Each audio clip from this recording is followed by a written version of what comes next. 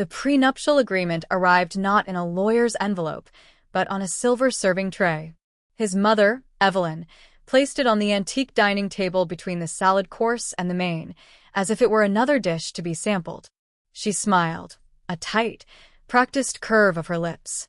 "It's just a formality, darling, for the family's peace of mind." My fiancé, Daniel, sat beside me, staring at his water glass. He didn't touch my hand. That's when I knew this wasn't his family's document. It was their weapon. And in that moment, with the smell of rosemary chicken in the air and cold steel in my heart, I made a decision. I would sign their prenup, but I was going to write a clause of my own. A page so sharp it would turn their protection into my armor. Daniel came from old money, the kind that whispers instead of shouts. His family's wealth wasn't in flashy cars, but in trusts, in land, in stock portfolios older than my grandparents'. I came from no money. The kind where college was a ladder you built yourself, rung by rung, while working 2 jobs. We met in law school. He was the quiet, brilliant one from the legacy family. I was the loud, scrappy one on a full-ride scholarship. Our attraction was a magnetic pull of opposites. He found my ambition electrifying. I found his quiet confidence, untainted by the desperation I knew, incredibly soothing. For 3 years, it worked. We graduated. He joined a prestigious, low-paying fellowship at a human rights NGO, a gentle rebellion against the corporate destiny his family had mapped for him. I took a job at a relentless corporate law firm, my eyes on the partner track, my student loans a constant, grinding pressure. We moved in together. He proposed on a hiking trail with a simple, beautiful ring. I said yes, crying, thinking I'd finally climbed into a stable, sunlit clearing. I should have seen the clouds gathering. The first time I had dinner at the family estate, a cavernous stone house that felt more like a museum, his father, Charles, asked me about my 5-year plan with the intensity of a CEO interviewing a mid-level manager. His mother, Evelyn, complimented my dress, but her eyes lingered on the outlet store label she'd somehow glimpsed. They were polite, but their curiosity was an audit. When we announced our engagement, the joy was muted. There were talks of managing expectations and blending different backgrounds. Then, 2 months before the wedding, the invitation came. Family dinner to discuss practicalities. The prenup was the practicality. Daniel had mentioned it once, weeks earlier, mumbling something about his parents' insistence, and it doesn't change anything between us. I'd been hurt, but naive. I thought it would be a standard, balanced document. A fair division of assets acquired together. I was wrong. The document Evelyn slid toward me was 30 pages thick. It wasn't a discussion, it was a presentation. Their family lawyer, a man named Arthur with a voice like gravel and a suit that cost more than my car, was there to walk us through it. Daniel's parents watched me, not him. Arthur began. The prenup was a fortress, and every brick was designed to keep me out. Daniel's existing assets, the trust fund, his future inheritance, the appreciation on any family-held stock, were completely shielded. That was expected. But then it got aggressive. It stipulated that any income he earned during the marriage would be considered his separate property if it was deposited into an account tied to his trust. Since his family's wealth manager controlled all his accounts, that meant effectively all his future income was off-limits. The money I earned, however, would be considered marital property. It got worse. There was a sunset clause. If the marriage lasted more than 10 years, I would be entitled to a lump sum. The amount was a flat figure, a pittance compared to the wealth in the room, and it didn't adjust for inflation. It was a buyout option, a cost of doing business for their son's decade-long experiment. Then came the infidelity clause. If I was found to be engaging in conduct constituting infidelity, I would forfeit any claim to the lump sum or any spousal support. The clause for his infidelity was vague, requiring egregious and proven misconduct that brings public disrepute upon the family. Their lawyer, their money, their definition. The final blow was the career clause. It stated that neither party could claim compensation for career sacrifices or diminished earning potential undertaken for the marriage. This was aimed squarely at me. The unspoken assumption was that I, the social climber, would eventually quit my demanding job to be a society wife, to host their galas, to have their grandchildren. And if I did, and the marriage ended, I'd have no claim to the lifestyle I'd helped maintain or the career I'd abandoned. My face felt hot. I looked at Daniel. Did you know about all of this? He wouldn't meet my eyes. It's just legal stuff, Chloe. It's not personal. It's about protecting the family legacy. Our marriage isn't part of their legacy? Asked, my voice trembling. Evelyn chimed in, her tone saccharine. Of course it is, dear. That's why we're being so careful. We just want to ensure everyone's interests are clear. It avoids messy feelings later. I felt like I was being purchased, and the terms of the warranty were being laid out. They weren't protecting Daniel from me. They were protecting their bloodline from an outsider. I was a liability to be managed. I took a deep breath, pushing the nausea down. I had to think like the lawyer I was, not the hurt fiancé. I'll need my own counsel to review this, I said, my voice surprisingly steady. Arthur nodded, as if he'd expected this hassle. Of course. We recommend a 7-day review period. The wedding plans are, after all, on a schedule. Evelyn's smile was victorious. They thought I'd either cave or walk. Either way, they won. I took the document. Daniel drove me home in silence. In our apartment, he finally spoke. I'm sorry about how that went. But it's just paper. It doesn't affect how I feel about you. It affects everything, Daniel. I exploded. It says you don't believe in an equal partnership. It says your family's money is more important than our life together. It says if I have your children and put my career on hold, I'm worth a fixed, predetermined sum to be paid out like a severance package. He looked pained, confused. That's not what it says, it's what they need to feel secure. And what about what I need to feel secure? I shot back. The fight that followed was circular and devastating. He couldn't or wouldn't see the power imbalance. To him, it was an unpleasant family ritual. To me, it was a blueprint for my own disenfranchisement.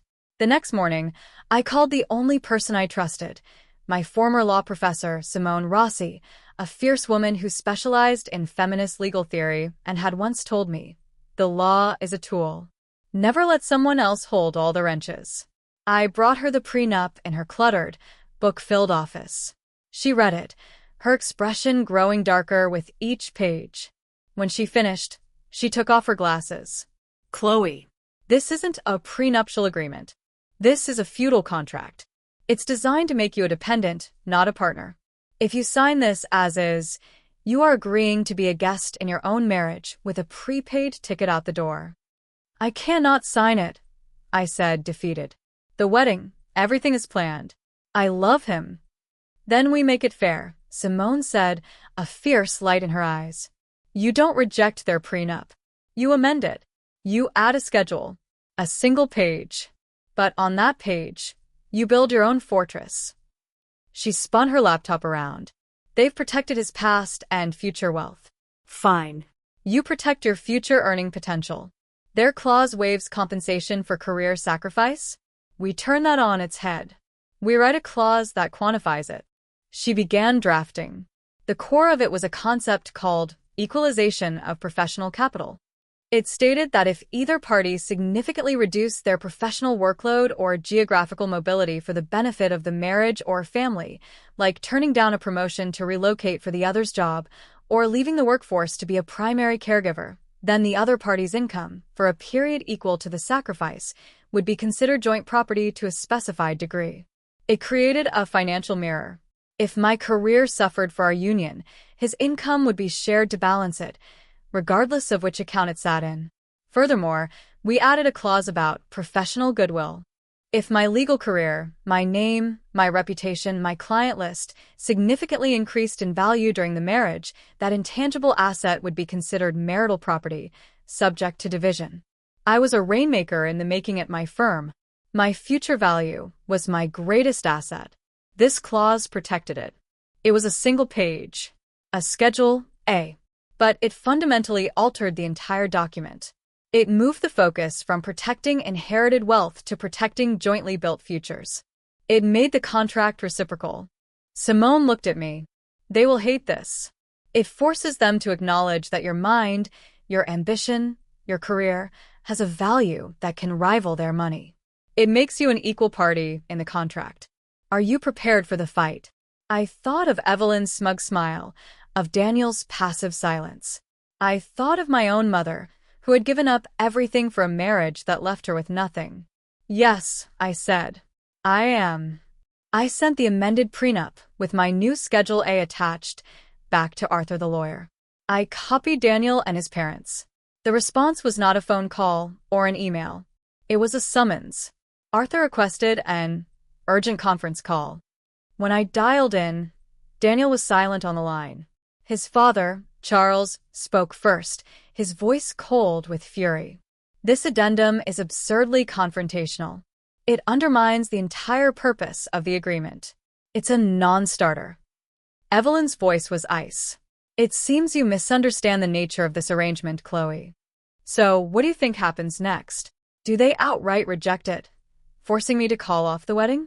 Or do they try to negotiate to whittle my clause down to nothing?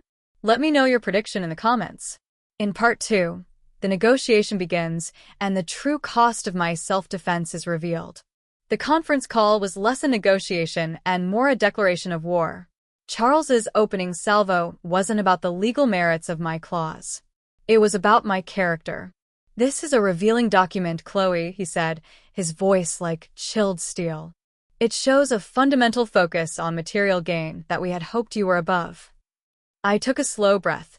The phone pressed to my ear. They'd made it personal. That was their mistake. Now I could make it legal. My schedule isn't about material gain, Charles, I replied, my tone mirroring his coldness. It's about quantifying partnership, something your original document seems to actively discourage. The call was a masterclass in psychological warfare. Arthur, the lawyer, took over after Charles's opening volley, trying to shift to a tone of reasonable exasperation. Miss Vance, this equalization clause is utterly unworkable. It creates a perverse incentive. It ties my client's separate property income to subjective life choices. How do you even define significant reduction in workload? It's a litigation minefield. We can define it, I said, my professor Simone whispering notes to me on a separate pad. A reduction of 25% or more in billable hours or compensated time for a period exceeding 6 consecutive months.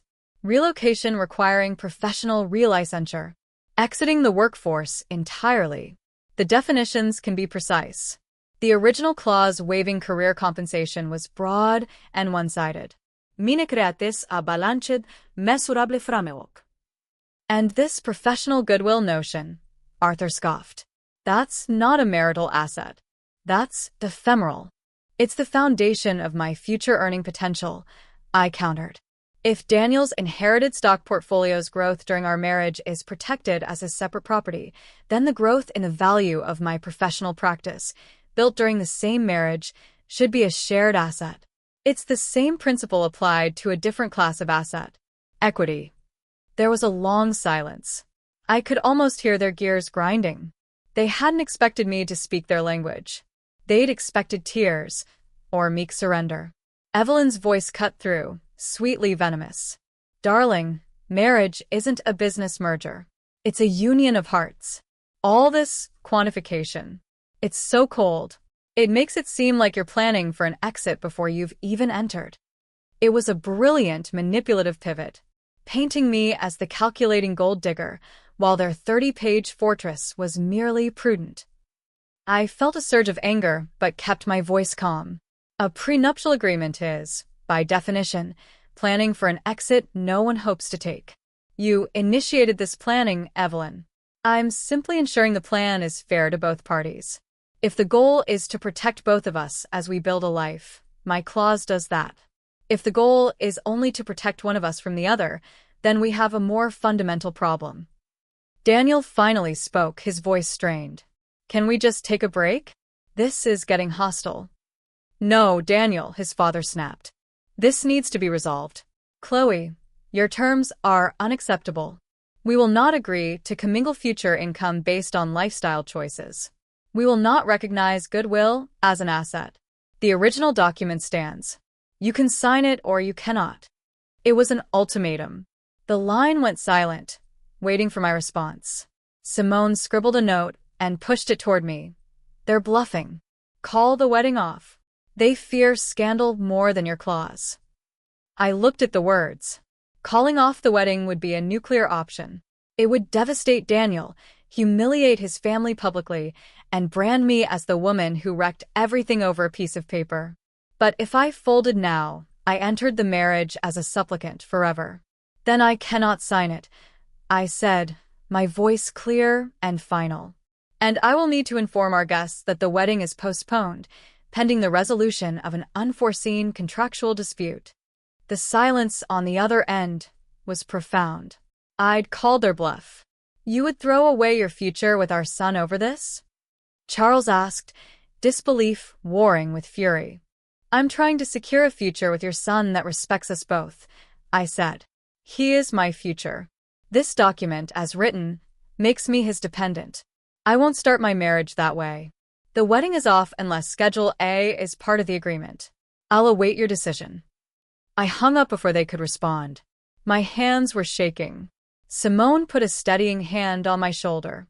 Good. You held the line. Now we wait. They'll talk to Daniel. He's the pressure point. The next 24 hours were agony. Daniel didn't come home. He didn't call. I was besieged by texts from my mother, from friends, asking about final dress fittings, about menu choices. I gave vague, noncommittal answers. The facade of wedding planning felt like a cruel joke. Finally, late the next evening, Daniel came home. He looked wrecked, shadows under his eyes. He didn't speak, just went to the kitchen and poured a whiskey. Well? I asked from the doorway. They're furious, he said, not looking at me. My mother's crying. My father says you've shown your true colors, that you're a mercenary. The word hung in the air. And what do you think, Daniel? My heart felt like a stone in my chest. He took a long drink. I think you're making this so hard. Why can't you just trust that I'll take care of you? Why do you need a clause? Because I'll take care of you isn't a legal promise. I exploded. The dam breaking. It's what people say before they change their minds. Your family's document doesn't trust me to not be a gold digger. My clause doesn't trust you to not turn me into a dependent housewife and then leave me with nothing. It's the same lack of trust, Daniel. Mine is just honest about it. He flinched. I would never do that. Then the clause shouldn't scare you. I shot back. If you believe in an equal partnership, if you believe my career is as important as your legacy, then my clause is just writing down what you already believe. Their document writes down what they believe, that I'm a risk to be contained. Which one do you want to sign? The one that reflects your family's fear, or the one that reflects our partnership? It was the core of it laid bare.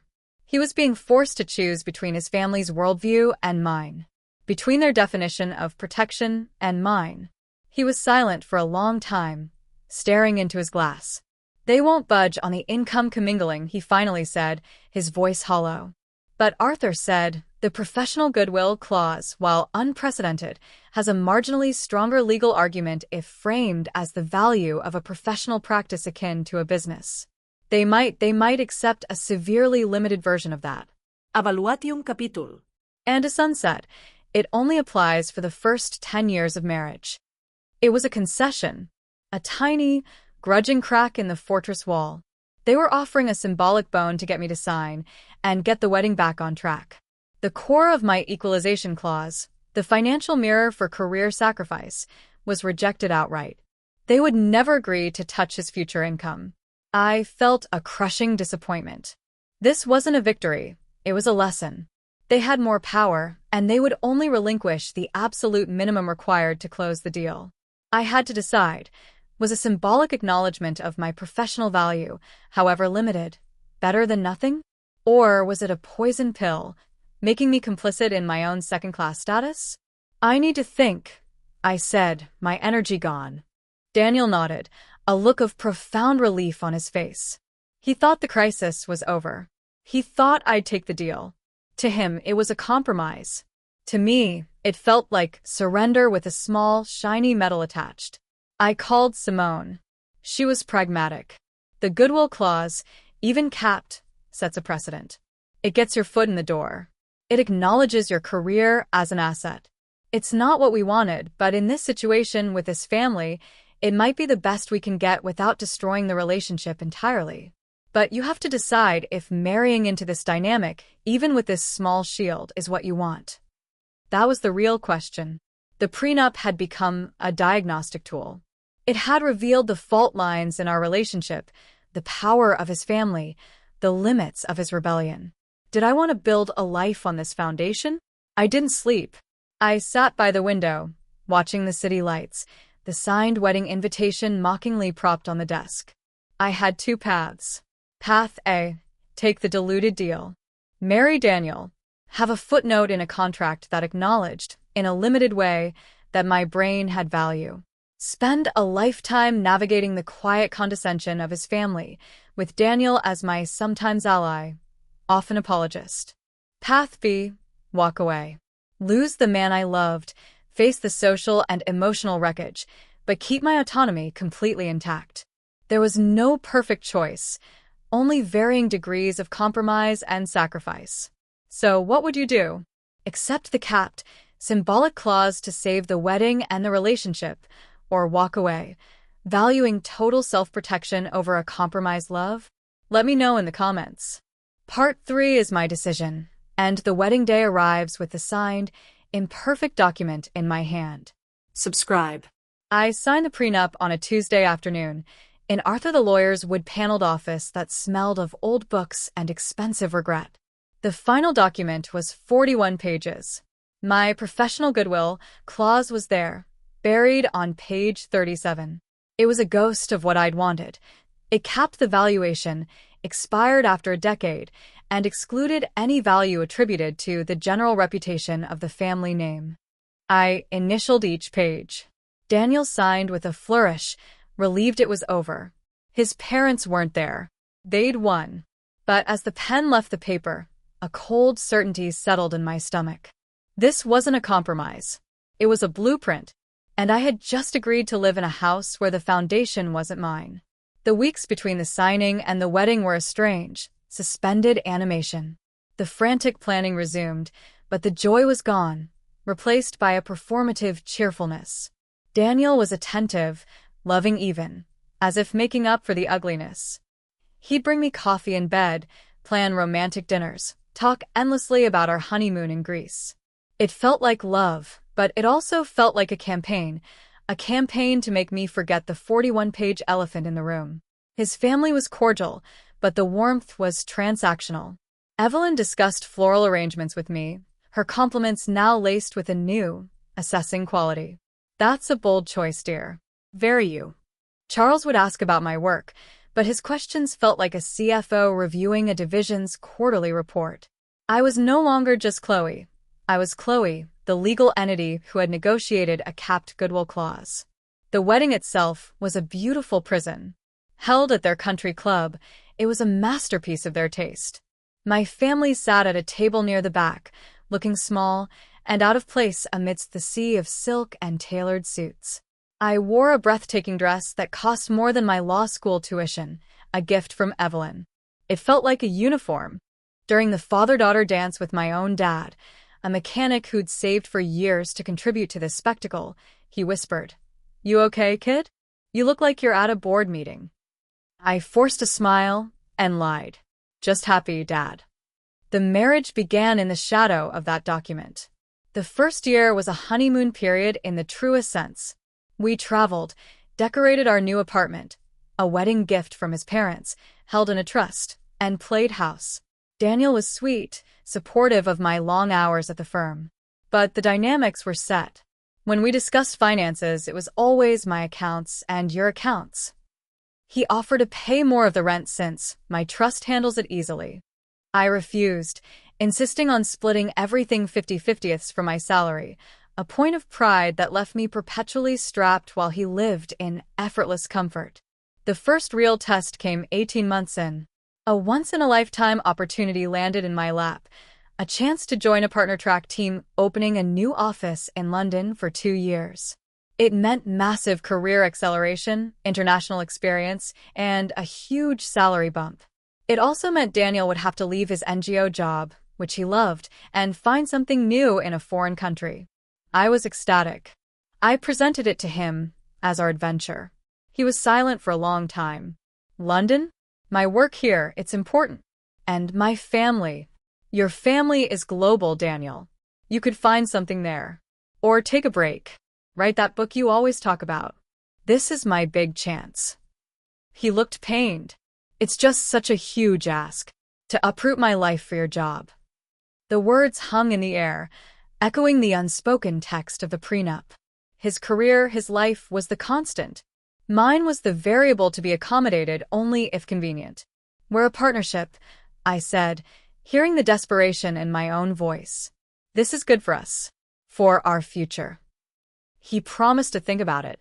He thought about it for 3 weeks, during which the London team grew impatient. He finally said no. He couldn't leave his position. His family thought it was a reckless move. I watched the opportunity evaporate. The prenup hadn't just protected his money, it had protected his entire life's trajectory from the inconvenience of mine. I took a different promotion at my firm, one that didn't require moving. It came with a 20% raise. When I told Daniel, he hugged me and said, "See, everything works out." He didn't see the corpse of my London dream lying between us. Year 3 brought the next pressure point. Children. It was Evelyn who brought it up, over a suffocating Sunday brunch. "When can we expect little ones?" "You're not getting any younger, Chloe. And Daniel would be such a wonderful father." Daniel beamed, squeezing my hand. "We're thinking about it," he said, as if it were a joint decision we'd recently finalized. We hadn't discussed it seriously. I was 29, hitting my stride at work.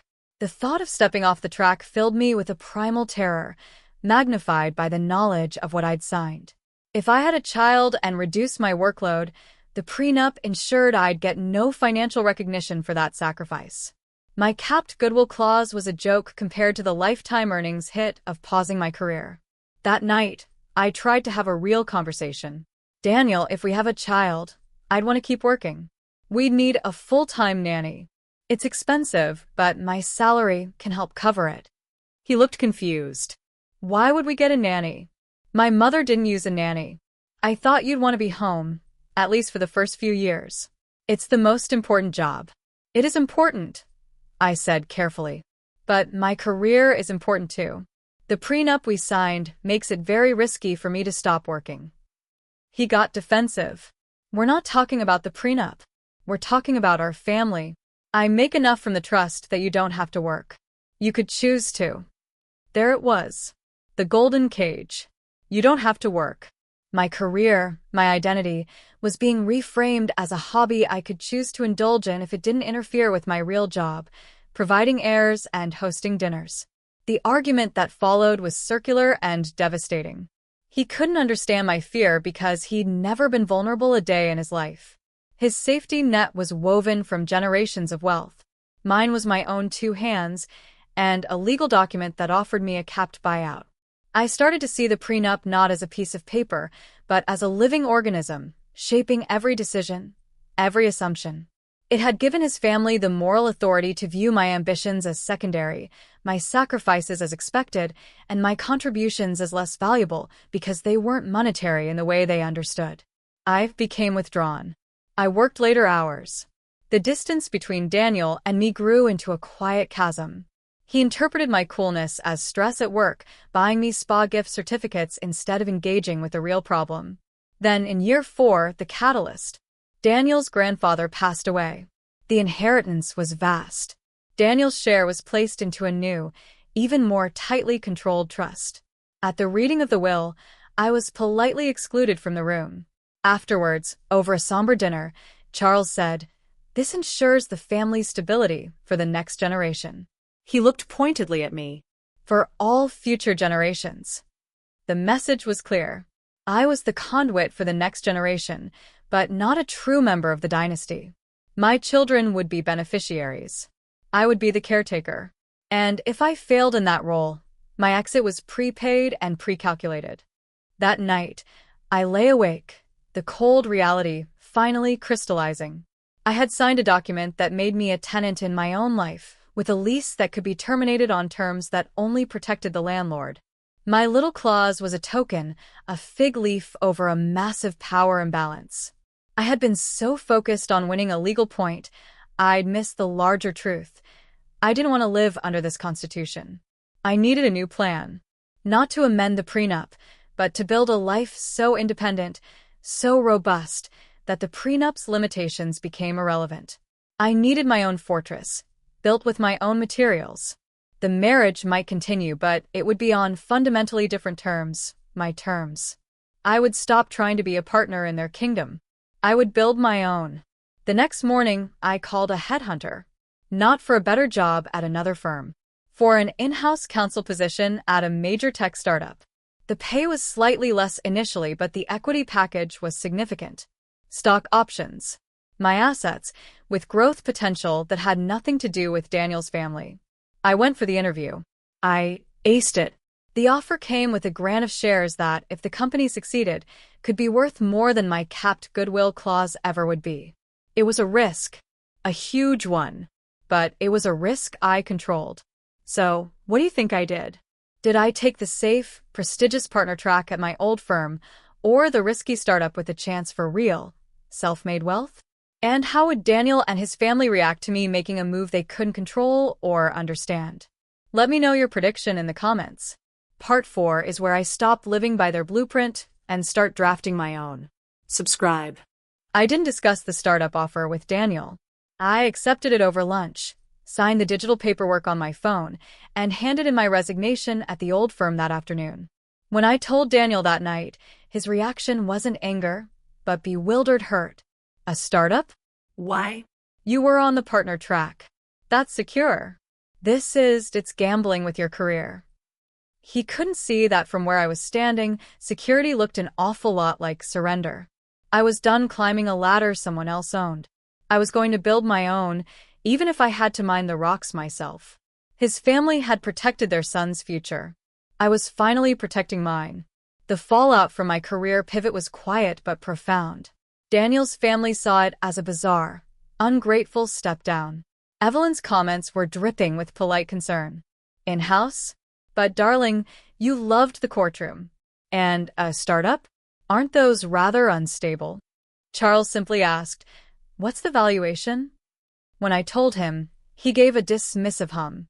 Speculative. Daniel's confusion turned into a low-grade anxiety. My move destabilized the unspoken narrative. I was no longer following the predictable script of the ambitious lawyer wife who might eventually soften into a society mother. I was charting a chaotic, independent course that his family's map didn't include. My income became slightly less reliable, my bonuses tied to company performance, not billable hours. This subtle loss of stability, on my side, seemed to subconsciously amplify his family's belief in their prenup's necessity. They'd been right to protect him from my unpredictability. But for me, it was liberation.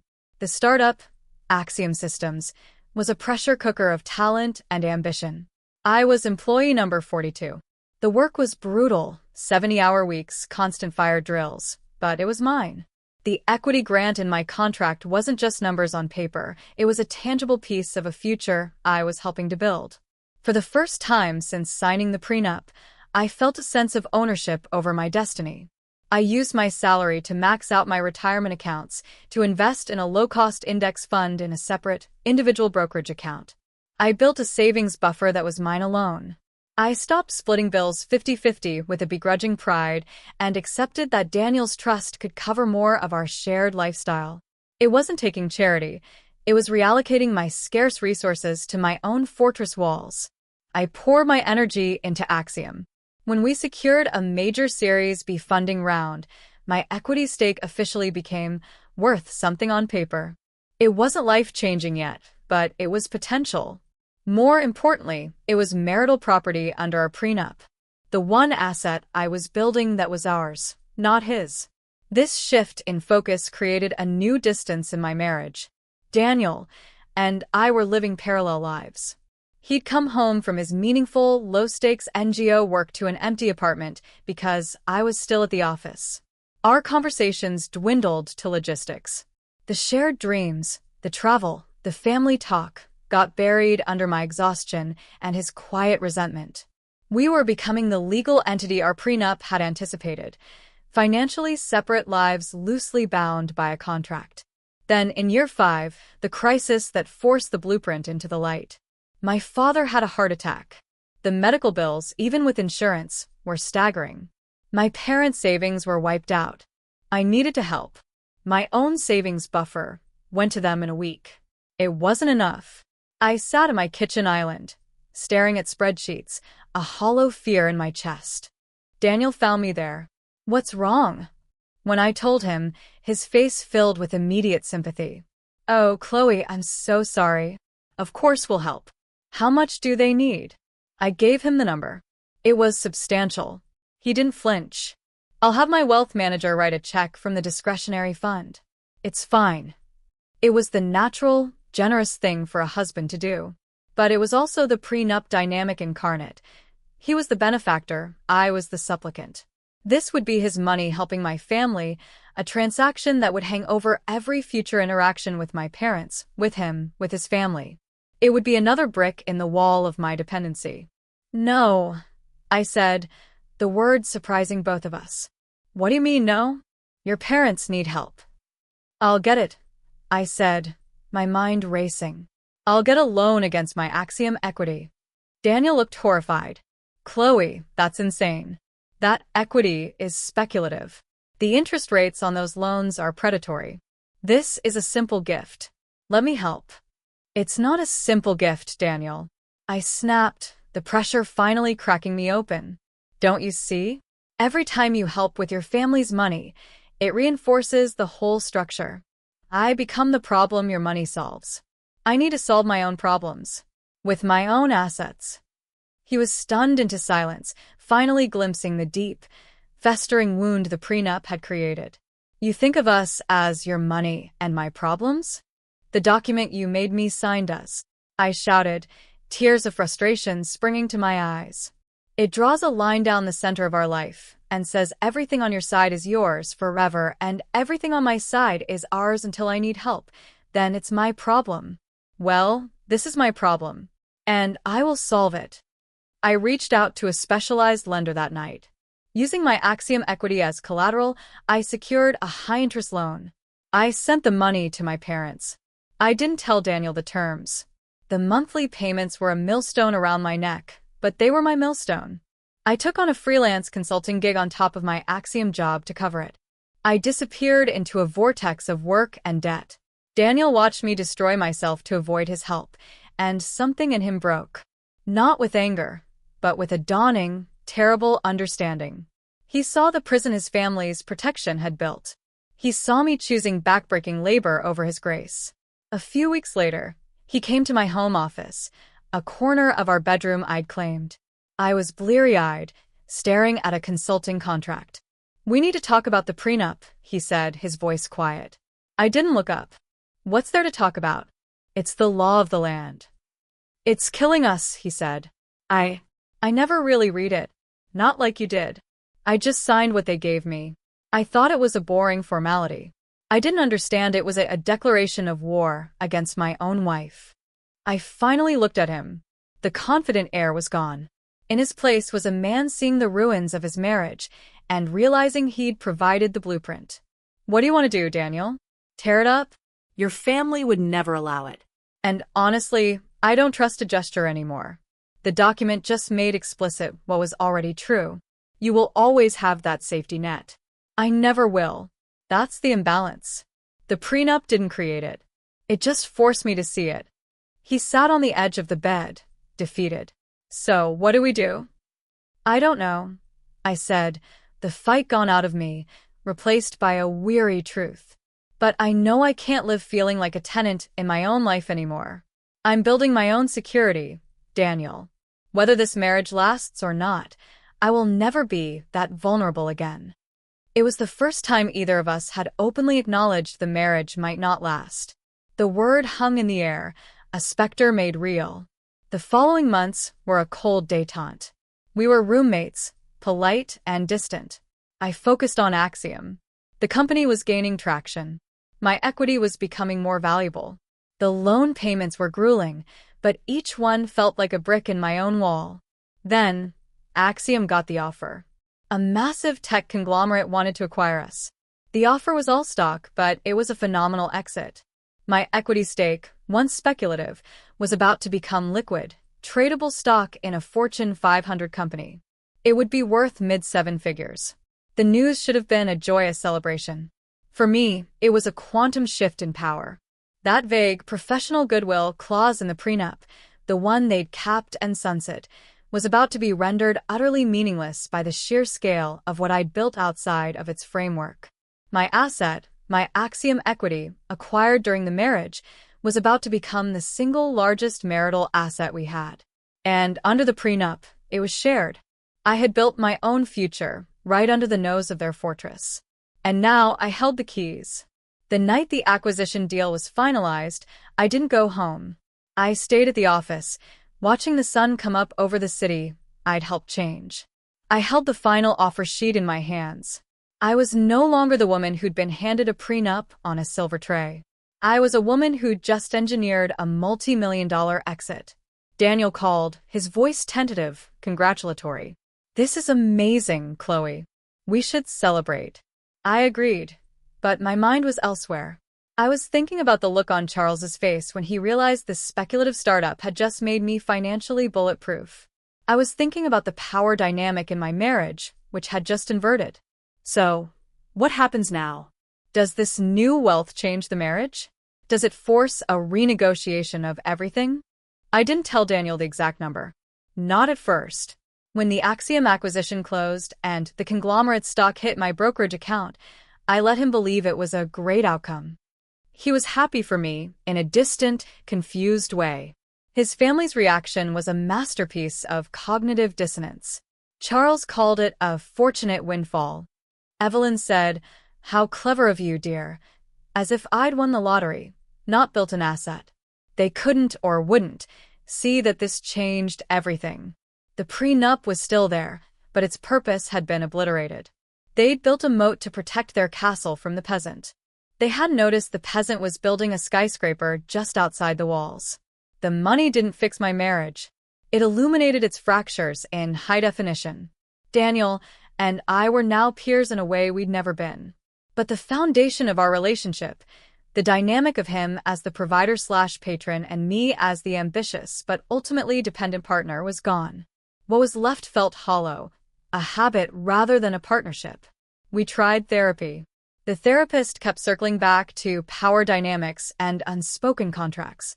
We both knew she was talking about the 41-page elephant in the room. The real reckoning came 6 months after the acquisition, during a painfully polite dinner at his parents' estate. Charles, over brandy, was holding forth on the importance of financial discipline and protecting capital for generations. He gestured vaguely in my direction. "Chloe's little success is a perfect example of why diversification is key. A high-risk bet that paid off. But one shouldn't confuse luck with strategy." That was the trigger. The condescension, the erasure of my 5 years of 70-hour weeks, the reduction of my life's work to a lucky bet. I set my glass down. The crystal chimed softly in the sudden quiet. "It wasn't luck, Charles," I said, my voice calm, cutting through the room. "It was a strategy. My strategy. One I executed while also navigating the financial landscape your prenuptial agreement created." Evelyn's smile froze. Daniel looked at the floor. "The prenup taught me a valuable lesson," I continued, looking at each of them. "It taught me that the only security that matters is the security you build yourself. So I built it. And in doing so, I realized the agreement isn't just unfair. It's obsolete." Charles's face tightened. "Obsolete? It's a legally binding document." "It is," I agreed. "And it still governs our marriage. But its intent, to protect your son from me, is now laughable. The largest asset in our marriage is mine. The power imbalance it sought to cement has been reversed. So, I'm faced with a choice." Daniel finally looked up, his eyes wide with apprehension. "Chloe, what are you saying?" "I'm saying the document creates a marriage I no longer wish to be in," I said, the words feeling final and clean as I spoke them. "A marriage defined by separate fortresses and mutual suspicion. I don't want to be in a fortress, Daniel. I want to be in a partnership. And this," I gestured around the opulent room, "this isn't it." The ride home was silent. In our apartment, the confrontation finally happened. "You're leaving," Daniel said, not a question. "I think I have to," I replied, the sadness real, but not overwhelming. "The prenup didn't cause this, Daniel. But it was the symptom of a disease we never cured. You never chose me over your family's worldview. You just hoped I'd get comfortable within its walls. I can't." The divorce was, ironically, straightforward thanks to the very document his family had demanded. The prenup made the division of assets clean, clinical, and deeply inequitable in its original intent. But its terms now benefited me. My Axiom stock, acquired during the marriage, was marital property. We split it 50-50ths. That 50% for Daniel was a fortune to him, but it was a fraction of the family wealth. My half set me for life. His family money, his trust, his inheritance, all of it remained untouched, exactly as they'd wanted. They had successfully protected their son's legacy from me. They just hadn't protected him from the consequences of that choice. The professional goodwill clause was never invoked. My career's value was now quantifiably reflected in the stock, making the clause redundant. My lawyer, Simone, called it poetic justice. Their weaponized document had been neutered by the very independence it forced me to cultivate. I moved out. I bought a loft with cash. I took a month off and just breathed. The freedom was terrifying and exhilarating. The twist wasn't in the divorce settlement. The twist came a year later. I was running my own small venture capital fund, focusing on female-founded tech companies. I got a meeting request from a young entrepreneur. Her name was Annee. Her startup was promising, but what struck me was her pitch deck. It was sharp, aggressive, and included a slide on founder protection that outlined a cap table structure designed to prevent dilution from future investors in a way that was brilliantly equitable. After the pitch, over coffee, I asked her about it. "That protection slide is genius. Where'd you develop that mindset?" She smiled, a little rueful. "You're going to think this is crazy. But I read about this divorce case a while back. This lawyer who got a prenup shoved at her by her husband's rich family. Instead of just signing it, she added a clause to protect her own career. The whole story, it made me realize that if you don't design the terms of your own life, someone else will. So I designed my company's terms before I even went for funding." She had no idea who I was. The story had circulated in business blogs, anonymized but recognizable to those who knew the players. My prenup paradox had become a parable. A lesson. It had armed a stranger. That was the legacy. Not the money, not the win in the divorce. It was the demonstration that you could look at a document designed to diminish you, and instead of shrinking, you could use it as the blueprint to build something they never could have imagined. I hadn't just protected myself. I'd accidentally written a manual for self-defense. I funded Anya's company. It felt like closing a circle. As for Daniel, I heard through the grapevine he married someone his family approved of, a woman from a similar background, with her own trust fund. I hope he's happy. I think we were both casualties of a system that valued bloodlines over bonds and capital over character. My story isn't a condemnation of prenups. It's a condemnation of unfair ones. Of using contracts not to protect a partnership, but to enforce a hierarchy. The gritty truth is, love isn't always enough. Sometimes, you need a good lawyer and a better strategy. And sometimes, the greatest act of love for yourself is to read the fine print and then rewrite it in your own hand. So, did I win? By financial and personal freedom metrics, yes. By the metric of a lasting marriage, no. But the real question is, what does winning even mean in a game where the rules were written to make you lose? The micro-niche here isn't just financial self-defense. It's about the psychological toll of living under a contract of inequality and the radical act of building your own worth outside of it. The prenup didn't break my marriage. It revealed it was already built on sand. Have you ever signed something, a job contract, a lease, a relationship, that made you feel smaller? Did you accept those terms, or did you find a way to build your own leverage? Share your stories of personal negotiation and self-defense in the comments below. And if this story of turning a perceived slight into ultimate strength resonated with you, share it. Sometimes, the most powerful clause is the one you write for yourself. Thanks for listening.